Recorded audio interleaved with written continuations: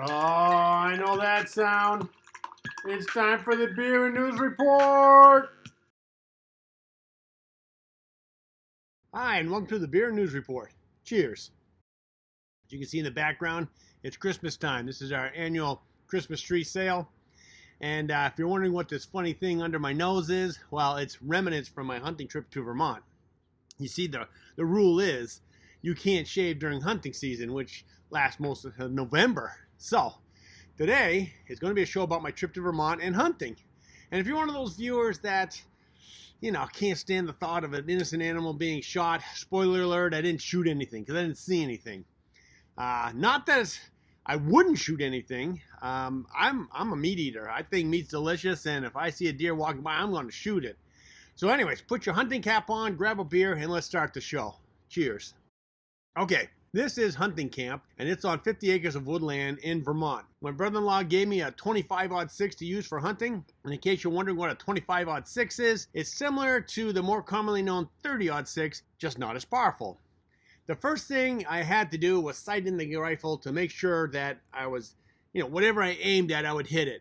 And sighting in the rifle, I haven't shot in a long time, right? I'm talking decades.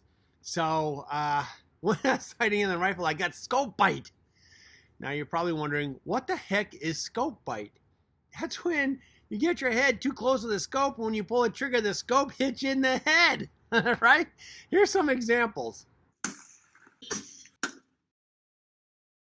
All right, here's me aiming the gun, trying to sight it in, and here's me after shooting it, and my brother's quick medical aid putting a Band-Aid on my forehead. And, we're talking about it afterwards, having a beer and feeling stupid. Luckily, I wasn't the only one that had a scope bite story. It didn't leave a bad mark, and as you can see, it's really nothing there, so I'm fully healed. But it's what you call learning from the school of hard knocks. It seems to be the preferred method of how I learned. Yeah, cheers. I don't know about you and how you hunt deer, but the way we do it is with hunting shacks. And this is what a hunting shack looks like. Basically, it protects you from the elements, and you look out the window and you wait to see a deer walk by. When you see a deer, you gotta look through your scope, make sure that it has horns, because Vermont law requires a minimum of 3 points. If the deer is legal, you can then pull the trigger, blow his head off. It's not really the most challenging style of hunting, but what the hell, it puts meat on the table. Usually when you're hunting in a shack, you bring some food and some coffee. For me, it was a cinnamon swirl muffin and a thermos full of hot chocolate. I don't like coffee or tea or drinking a beer. That's not proper etiquette. So, hunting and alcohol, they don't mix.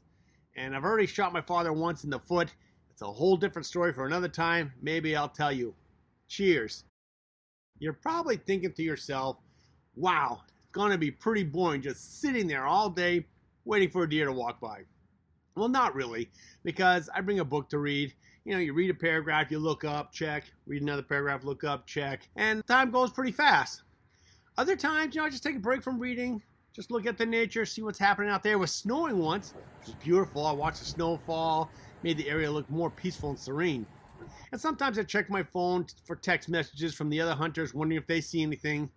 Other times I put my book down, pick up my computer, check my emails or the stock market or anything else of my interest.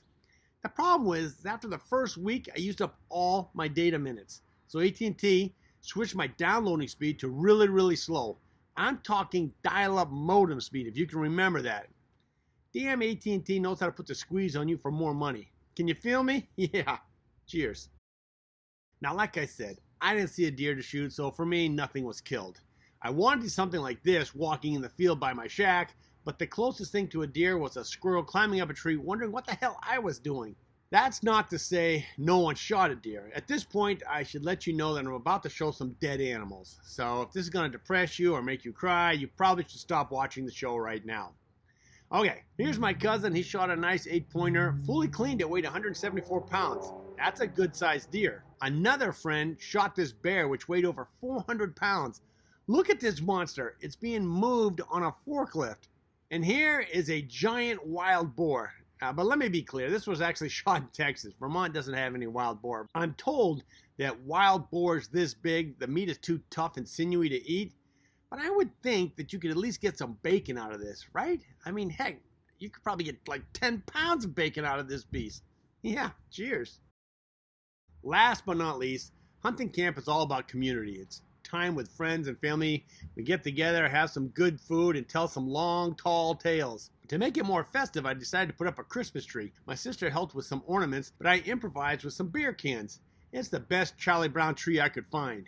Finally, there was a cold front that moved in during my last week in Vermont, and it snowed daily. And this is a picture of the first snowstorm to hit. And it was wet, it was heavy, perfect for snowman making. It felt great to come back to California where the temperature was in the mid-60s and I had a pile of mail to go through. So I sat down, grabbed a beer, and went at it. It feels good to be home. Cheers. As you can see, my beer's almost empty, and that means we're at the end of the show. If you want to contact me, I can reach at this email address. Today, I'm drinking What We Will. This is by Hen House Brewing, and it's a petite saison brewed with La Brew Belle Saison yeast and itty hops, whatever the hell that means. It's not too bad though. I was worried about a saison because I'm a lager drinker, but this is pretty close to a lager, and it has a touch of fruitiness. So if you like the sweeter beers, I'm going to say you should try this one. All right. Hope you had a good time watching the show, and if you did, please click that like button. Of course, if you want to get notified of new shows, you click that subscription button and the little bell icon next to it, and this will tell you when I posted a new show. Till then, keep your beer cold and your interests hot. Cheers.